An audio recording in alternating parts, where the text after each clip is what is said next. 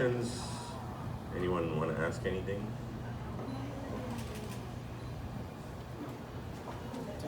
I think mostly over here in the Philippines, we mostly have skipjack, which is for canning. The larger ones might come to Manila for, and some of the chefs here might use them for tartar or tuna tartar or something,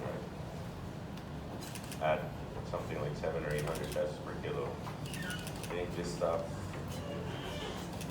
you buy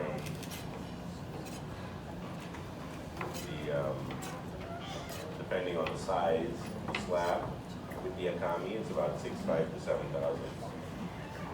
So big difference.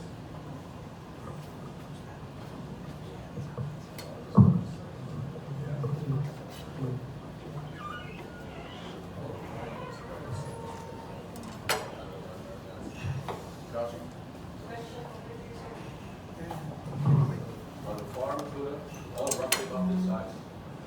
They range from about 40.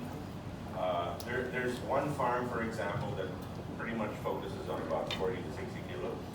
And then if you go to 60 to 100, you need to go to another farm, right? And then of course it's a different price level and so on. The bigger the tuna, It's pretty much a product of how much money you want to put into it. You've got to feed them.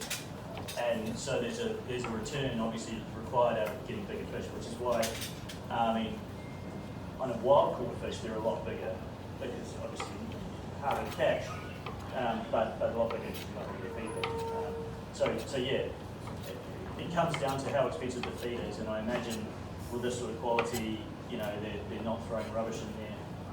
They're eating good, really good product. So that's how you draw the quality out the other side.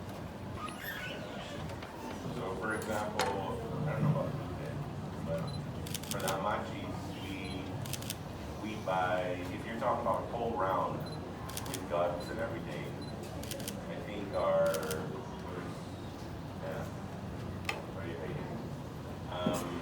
what size do we buy when it's whole round? About 5.5 kilos, something like that. But if it's gutted, you lose about 1.5 kilos of stuff, right? So that hamachi, I think the general rule is 1 kilo per year of feed, is what the Japanese say. I don't know. That's what they tell me anyway. So yeah, so the hamachi tuna that we get normally would be about whole round 5+ kilos. So that's 5 years of feed, which is a lot of feed. So each form would probably focus on a certain range of size, right? Yeah, correct. As a different stage, different feed also.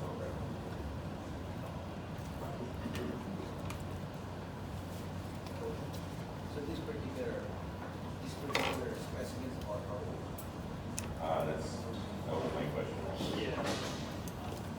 Sorry, I couldn't really tell you. Like, it depends. I don't know how they grow in captivity. I mean, wild ones we don't get because we catch them.